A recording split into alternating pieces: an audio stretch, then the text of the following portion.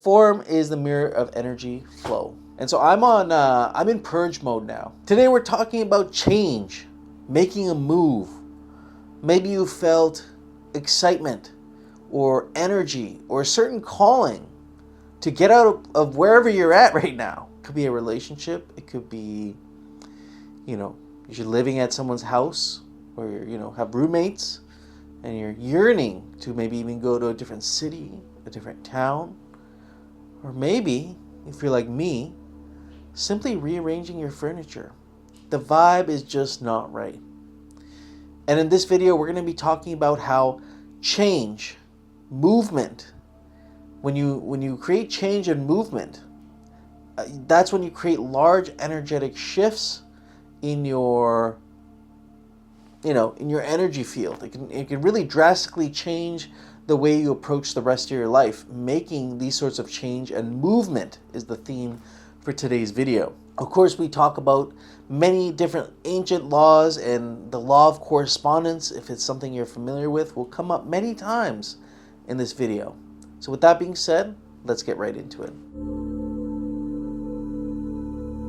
Change, movement. If you've been watching my channel or if you've seen a couple other videos, I had it wasn't even old. It was a gray couch that I used to have in here. And the thing with this couch was, every time I'd come in here, the vibe was just off. This is my studio. This is where I get to create. This is where I get my inspired ideas. This is where I get to share my story and what I've learned on this journey of life with you. And that's the primary purpose of this room. And so I had this couch. And really, what did I use the couch for? A lot of things. But one of the main things I used the couch for was I would read on it and I'd meditate on it. And the thing I found was when I would either read or meditate on the couch, I'd always fall asleep on the couch. I'd meditate, I'd do a 30-40 minute meditation, and after that time, I would fall asleep on the couch. I would fall asleep during my meditation, which sometimes I accepted as, if any of you fall asleep on your meditations, accept it as, that's what your body needed most at the time. But this couch, this item I had in this room, giant item, it took up I want to take a good 25% of this room would be the couch. And it would represented comfort for me, even on a subconscious level. Because I'd get on there, be like, all right, I'm going to meditate. And you'd end up relaxing. You try to get some work done, like doing some reading and, taking notes, which I really enjoy reading a lot. And I end up falling asleep in my book. So finally, that yearning, that energy, mismatch or that energy dynamic in this room finally bothered me enough that I'm like, I need to get rid of this fucking couch. So I got a Facebook ad up, sold the couch, contacted the buyer, did the exchange, got the couch out of here, and immediately, and you can maybe even resonate with this, when you move some furniture around or get rid of excess items that aren't adding anything to your life, there's a sense of lightness that comes over you. There's a sense of relief. And, we are not just our physical bodies. If you're kind of new to these concepts that we talk about, you are more than your physical body, far more than your physical body than you could ever imagine. And you have an energetic field around you because we are electromagnetic beings. We are electromagnetic beings. The heart functions on electricity. The brain, the neurons in the brain function off electrical currents and cycles. So we are electromagnetic beings, and we do have a field around us. And when we have when we're on a certain life path that represents certain values and beliefs, certain items around you, especially if you've just changed your values and beliefs, you've made an identity shift.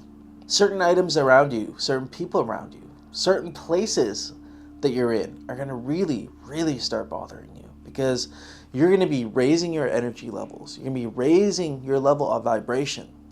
And lower density, lower vibration things that used to give you satisfaction will no longer satisfy you, and this yearning feeling, that's where this feeling comes from, right? To explore and push beyond and to step into the unknown. And there's different scales of this. I obviously did something on a very small scale.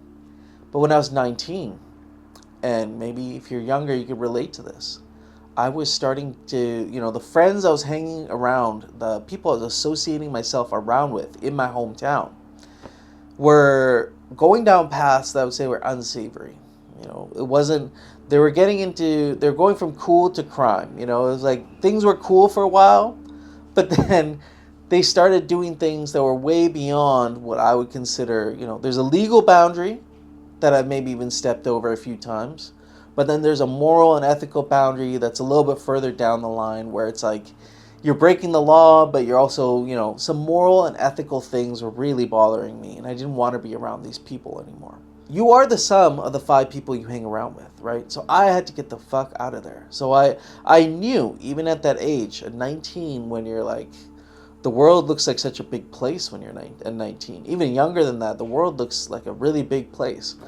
And so I decided to move just quite a ways away from home, actually.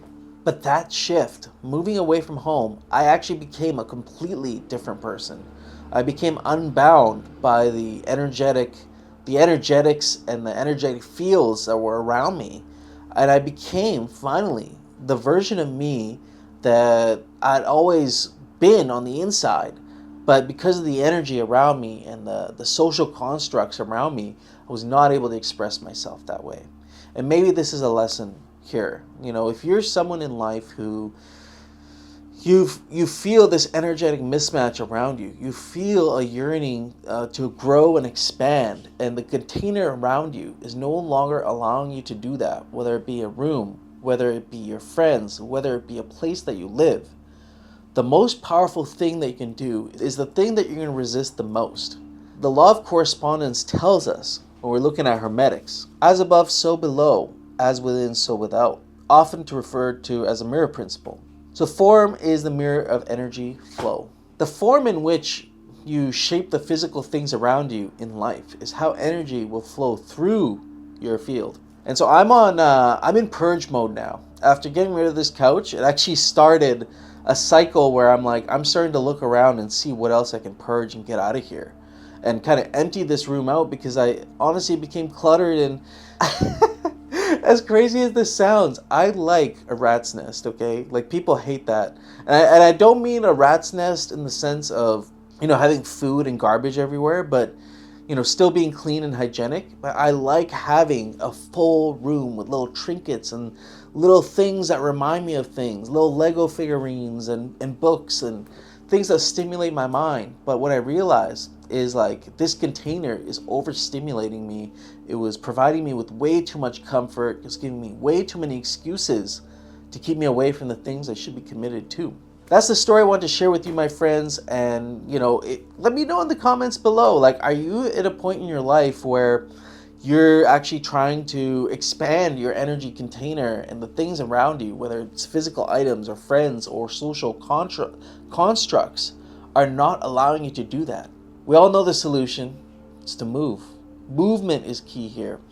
And whether it be moving items, moving people out of your life, moving to a different location, that movement will allow for new channels of energy to flow through you, that will flow through you easier with your new beliefs and values.